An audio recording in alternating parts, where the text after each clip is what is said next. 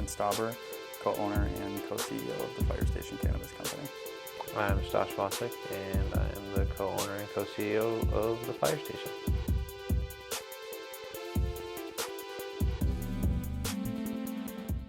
I wish all stores looked like Houghton. I'll start with that because you get to start with something fresh. I mean, oftentimes municipalities restrict zoning to specific parcels or places in a community, and it generally requires the use of an existing building or something that's been blighted. And so oftentimes we have to come into a building that is not in the best shape and retrofit it and design something that's gonna meet our needs, but B, like, fit into the existing building we have, whether it's completely demoing it or retrofitting walls. Like, I mean, we've done and seen it all. And so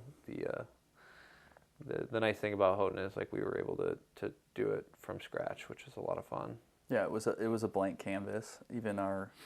So we have architects, engineers, and builders, and I think all three of those groups were so happy with us because they were getting sick and tired of us handing them a decrepit property and saying, make it work. You know, we had to work through those nuances with every property prior of, like, this is what's existing and this is what we'd like to see, versus just having a blank canvas of this is going to work. It's built from the ground up. This is everything that we'd like to see. That building also ties into Houghton's heritage. You know, there was actually a drawing, and I can show you the color scheme and the shape. There's actually almost an identical building in the Leelanau Peninsula. So I had sent our architect a picture of, it was at a vineyard down there, and I was like, this thing is beautiful and it looks just like a mine shaft. And that was kind of like, and so essentially it's a look-alike to that building. We're in partnership with the Hannahville Indian community on one of our locations down in Hannahville. It's one of our better performing stores. I mean, we're extremely proud and honored to be able to be in partnership with the Hannahville Indian community. Tribes over time have been trying to seek ways to invest and get involved in the cannabis industry, and this was a great way for the tribe to be able to get invested and find exposure to the cannabis market while seeking the advice and the counsel and the consultants from us, and be able to pull it off for them. I mean, it was incredible to have the opportunity to work with the tribe, and then to operate on sovereign land. You know, it's and even just learning about what that entails. You know, sovereign land, it's essentially operated as its own nation. So there was a unique set of challenges that came with it, but it blossomed into this beautiful opportunity where, you know, we provide this tremendous value and experience from the cannabis side, and they have their own unique sets of skills and ultimately this beautiful facility. You know, one of the Upper Peninsula's best golf courses, casino, lodging, water park, and it was a great fit, I think, for both parties. So Steven Sprague is our graphic designer. He's incredibly talented from graffiti to just normal paint art. He's got it, you know, and when we looked at some of his work, you know, we interviewed a lot of different designers, and looking at what he was putting out, it was on brand and on the style that we liked. And so we don't ever want to steal creativity from him. We usually just give him touch points. You know, these murals, how do they integrate with the facility? Can we add something to the mural that would tie it to the community that we're servicing? We always kind of give him ideas and touch points, and then he usually brings us back renderings, and we kind of work through it that way. Okay, you know, what does it look like? He'll do a full sketch mock-up of the doorways, the space, and kind of bring us ideas, and then we essentially pick which ones we like the best.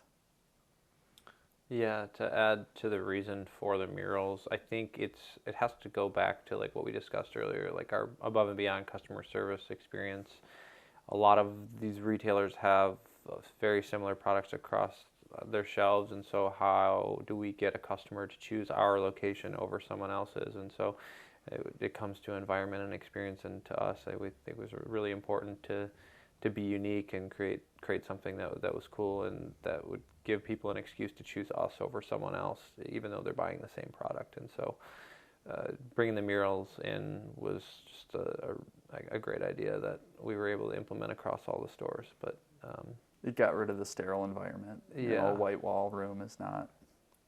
It's not relaxing. It's not enjoyable. Yeah, and that's the other thing. It just like goes back to like buying weed from your friends. We want it to be fun. We want it to be interesting and exciting. Oftentimes, people's day to day doesn't include something that's really fun. Most people wake up, they go to work, they may stop at the grocery store and go home. Well, if there's one stop at the dispensary and that's the highlight of their day, let's make it awesome. Yeah, and it's beyond the mural. I mean, we spend so much time picking out lighting, adjusting cabinetry, looking at, the fire station lockers, that we tried games in our stores. We've spent so much time tweaking the facilities to build this environment, and we finally have a formula that works, if you will. 1, 2, 3. Iron River.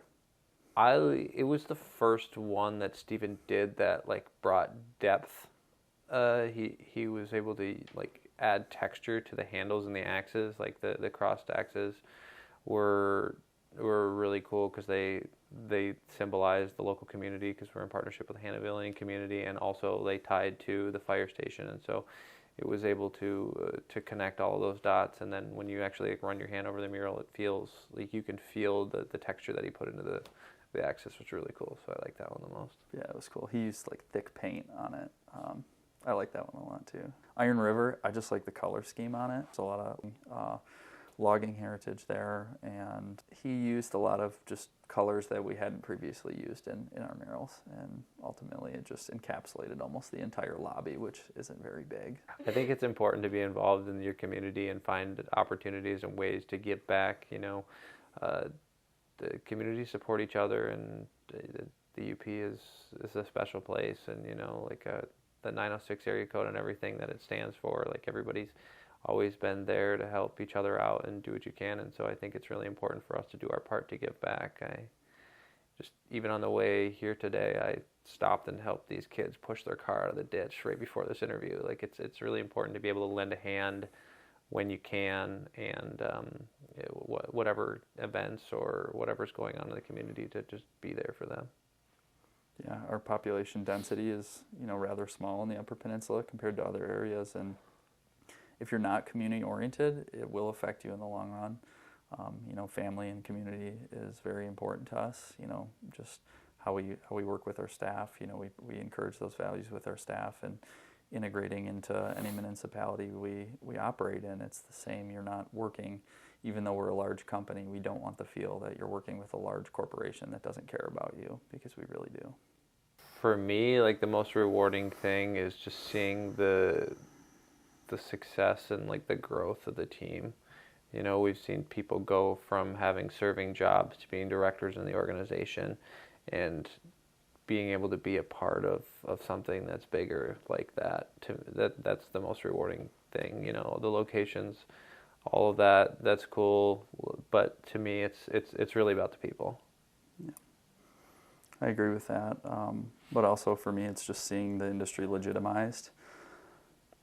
It was having the audacity to look at it and say, okay, this is what's coming next in our society. This is the trend that we're seeing.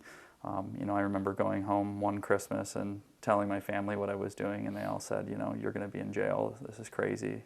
Don't do it.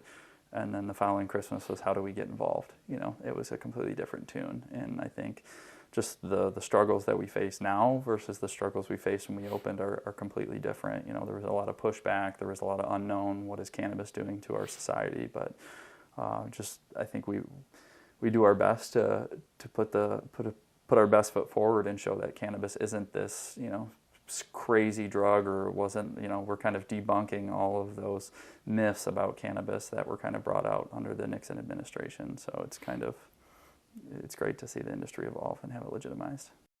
Yeah, I'll just say the only constant is change, and we're an ever-changing company. So whatever the industry throws at us, we're pretty adaptable. As we scale, we always just talk about we can't get rid of the adaptability that we had when we started. When we were a small organization, we could make changes rather quickly, and now that we're to scale and are approaching our 200 employee mark, we still try to hold that philosophy that if something changes, we adapt to it.